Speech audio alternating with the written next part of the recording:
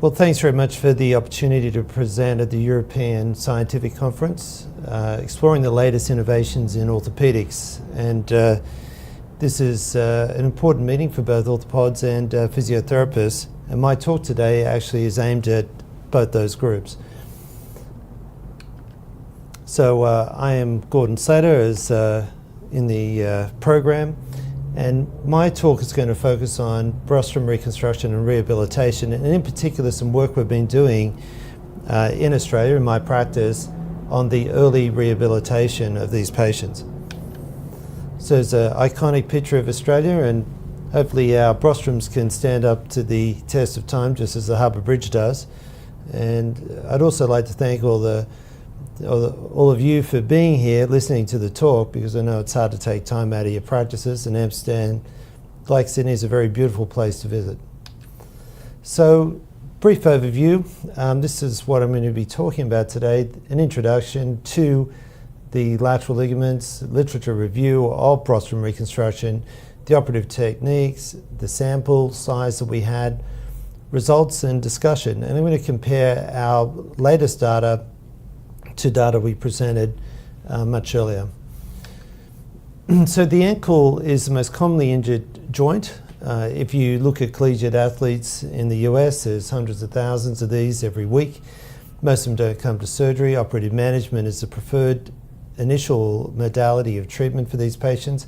But of these, 80 to 85% do pretty well. Then 15 to 20% of people go into some sort of recurrent instability pattern and may be candidates for surgery after appropriate physiotherapy management.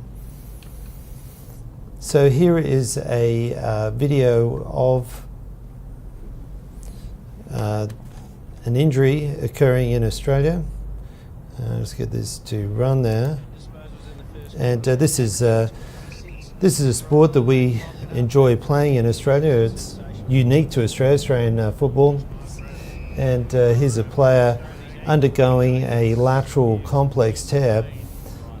And something on this, you can see it's a very painful injury. And the deformity pattern we need to think about and try to ascertain historically from the patient exactly what happened. They're all different. Sometimes a loaded player will have a high sprain injury, and here he is getting fixed up after the injury. Note that he was unable to weight bear, and I think that this is an important thing. The patients that have the more severe injuries often find it very difficult to weight bear afterwards. So poorly rehabilitated patients can lead to a number of different problems, such as chronic pain and muscular weakness. But some patients, despite best efforts, go on to some sort of symptomatology in the long term. Recurrent instability is prevalent in 70% of your athletes, according to Ferrin and Mafuli's work. Medial collateral ligaments are also common. And I think it is this that we need to, is in one of the new frontiers in ankle reconstructive work. We've had a preponderance of relying on repair of the lateral ligaments alone, but the medial collateral ligament, if it's torn, is one of the things I've found in my practice leads to problems long term. So the standard repair of ankle instability is the Brostrom reconstruction, and that's been modified, and we all have our favorite way of how to do it. So here's a fellow that doesn't always roll a joint, but when he does, it's his ankle. Quite a lot of people, this is the only joint they've got that is unstable. So looking at our work, presented in the World Journal of Orthopedic Surgery, between 1998 and 2008, the initial study was 250 patients. And I looked at a pretty standard plication technique with also a double overlay with Ethibond sutures. This has been the older technique, and we're going to compare that to the newer work we've been doing. Brostrom technique produces very favorable results. If you look at the results, it's a very commonly performed procedure. In Australia, we do it quite regularly, and the results are very good. And I think that there's very few places now for non-anatomic repair, such as in the Cushman-Snook procedures. So looking at the literature review, for a procedure that's very common, there's a relative sparsity of reports. Between Leach's work, 1981, there's 38 patients in that. Brostrom's work, his own, in 1966, only had 12 cases. So not the numbers that you would expect given how frequently we perform the procedure. There's several operative techniques for repair, and everyone's got their favourite, so probably they're all working relatively well. So what factors are important? Heel alignment is critical. If you've got a varus heel, a Brostrom is unlikely to work by itself. There's some argument about whether the perineal tendon should be explored routinely. I don't. The reason being is the perineal tendon cavity is a very large synovial cavity and produces a lot of fluid and can be give you a lot of trouble with wound healing. Don't miss a high sprain. If you do and you stabilize the lower part of the ankle joint, what can happen is that the high sprain component will get worse. Watch out for arthritis and also watch out for the medial ligament. If it's unstable, it should be repaired. So what technique? Well, is that critical? I think we can argue about that. And implants. What sort of implant is the best implant to use?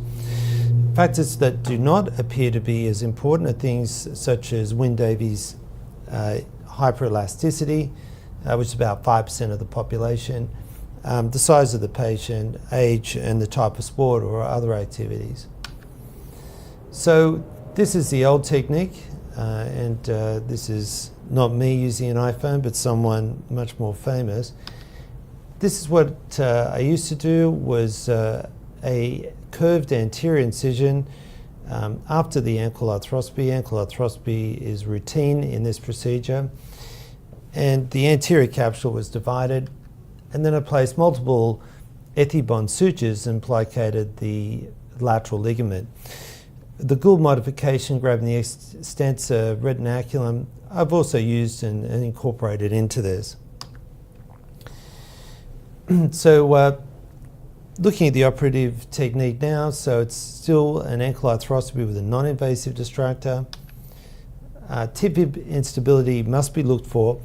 In particular, if you look for signs, you need good clinical examination of this with inflammation of the tib fib joint, and you'll see lots of inflammation here in most people. And the tib fib joint, if it can be translated by more than 4 millimeters, is generally an indicator that it is unstable. You can do perineal tendinoscopy at the same time if you're unsure whether you should repair them. MRI scans, in my experience, overdiagnose this, and perineal tendinoscopy is quite useful in order to determine whether there is an injury or a tear there that needs to be repaired. Don't forget osteochondral lesions, particularly those ones over 1 centimeter, associated with poor prognosis in this particular condition and should be addressed at the time of surgery. So the new technique, I use just under a 3 centimeter incision at the lateral aspect of the ankle joint. Specialized anchors have been developed for this. The reason for this is that they are much stronger. They use a fiber wire, and the fiber wire is a non-dissolvable suture material, which is incredibly strong. Anchor placement is at either end of the incision, and you see there's markers being placed here in the incision. I tend to have one which runs longitudinally in the fibula, and the other one at a 90-degree angle at the top part of the incision. Of note that the calcaneal fibular ligament and the anterior talofibular ligament insert onto the distal portion of the fibula.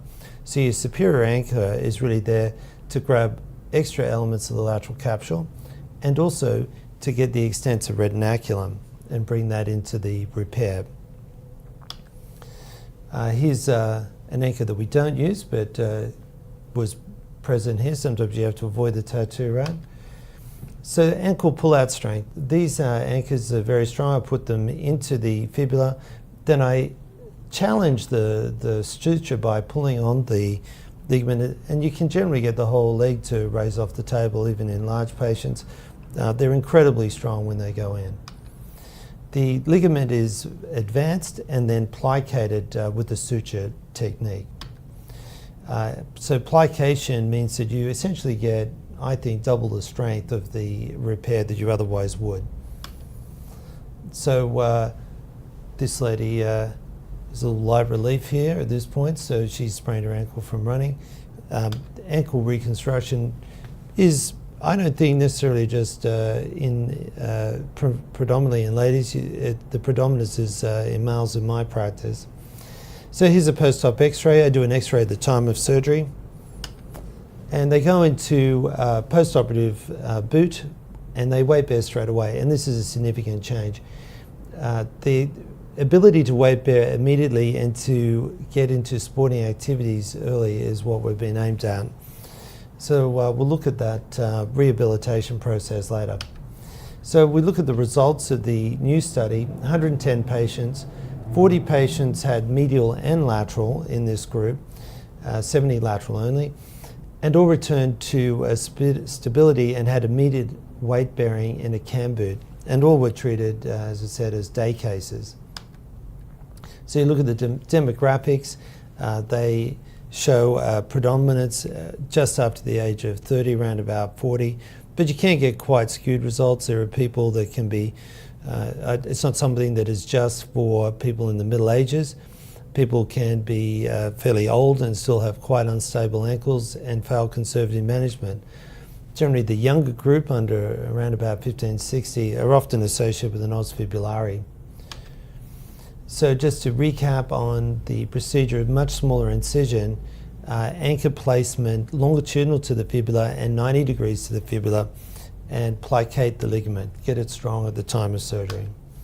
So this is our rehabilitation program. We've called it the Rapid Brostrom Rehabilitation Program to give it a nice mnemonic that hopefully our physiotherapists can remember.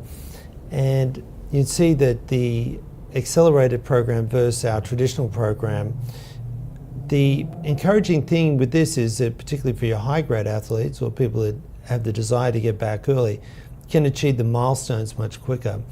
And I think that this is an important thing, is that now the rehabilitation program isn't so much time dependent, but it is goal orientated. So once you achieve one goal, you can move on to the next.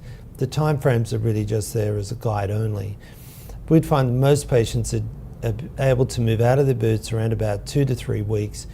Then that's really important for them to be able to then get into physiotherapy around about that time and start all the other proprioceptive and other joint restoration functions that we need in order for people to get into high-grade athletic functions.